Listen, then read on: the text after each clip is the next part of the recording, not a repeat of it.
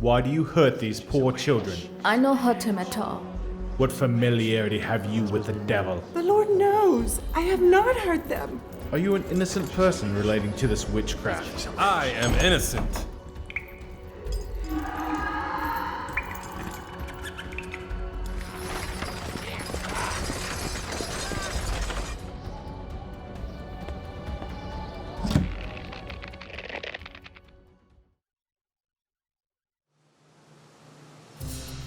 I'm a historian of American religious history, of Christianity primarily in America. I teach all of that in various ways, but for the most part I write about the 17th century here in New England and also in England. So I'm a transatlantic historian. Witchcraft, of course, goes back to Exodus. There's a sentence, "Don't let a witch live." And then in late medieval Europe, it was revived really as a major issue. It was an issue in ancient Israel as well, which is why it's in the Old Testament. So the colonists were being perfectly ordinary, doing the ordinary, usual thing when they had their inquiries about who was a witch and who was not. Witchcraft is primarily a legal process with a strong social base. So the social base is that in villages, towns, these are very small communities in early New England, people insult each other, and you insult someone by calling that person a witch.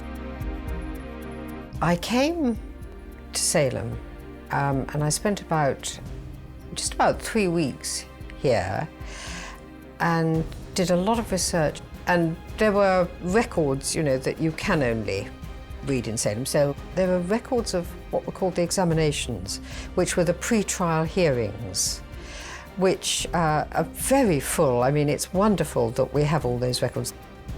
The questions that were being asked by the magistrate and the answers that the witch suspects were giving, and they actually make very dramatic reading. The magistrate is pressing Sarah Good. He's saying over and over again, "Do you not afflict these children? You see how they are afflicted. Have you not seen the devil? Have you not made a pact with the devil?" And she kept saying, "No, no." Then he said, "How come these children are afflicted?" And she says, "There are others you brought here, too. Others are doing it." And you could just tell. I mean, she's grasping at straws. I mean, he will not believe her. So she tries to cast the blame on somebody else. But then she did herself no good by that, because the assumption would be if she knew who was afflicting the children, she must be a witch too. To most of us, the least understandable aspect of it is that 50 or so people said in court that they were witches. We call them the confessing witches. We say, why would someone confess who had not actually signed the Devil's Compact? Because none of these people had literally signed the Devil's Compact. And the answer, the simplest answer would be has to be a psychological answer, that they had absorbed the message that they were sinners, tempted. Now there's one other legal aspect of this. None of the confessing witches were executed. To prove to the court that you actually were a confessing witch is that you're asked to name others. Well, the whole village had been fraught with dissension already, even before this happened. People were regarding each other with tremendous suspicion and enmity and fear, and thinking, that somebody they really disliked anyway might be a witch. Or even if they weren't, wouldn't it be good if they were named as a witch? Because that could lead to their destruction. Spectral evidence came up in the sense that a woman or a man would testify to being tormented by someone whom no one else could see, and people could change form, or the devil could insert himself in people and make them do bizarre things, but not legally a significant role until Salem. And that, of course, is the Achilles heel of the whole Salem process, the use of spectral evidence. It's fair to say all the girls, when it came to the examinations and trials, were shamming.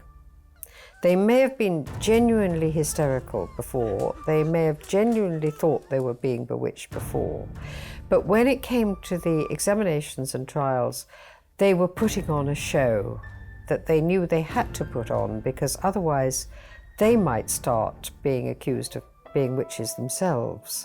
When it developed, it really was a political episode. I mean, the way it started wasn't, but when it went on, It continued because of village politics and town politics, and in the end, Massachusetts Bay politics. That's what drove the whole episode on. Very early, there was the feeling that judicial errors were being made. But how hard it was to stop this thing, I mean, that was the problem. Who had the courage to stand up and say, this is really a train that's run off the tracks? October is the last session of the court, and then the governor of Massachusetts suspends the court because he's aware something is not going correct. And then in January, the remaining prisoners are let loose.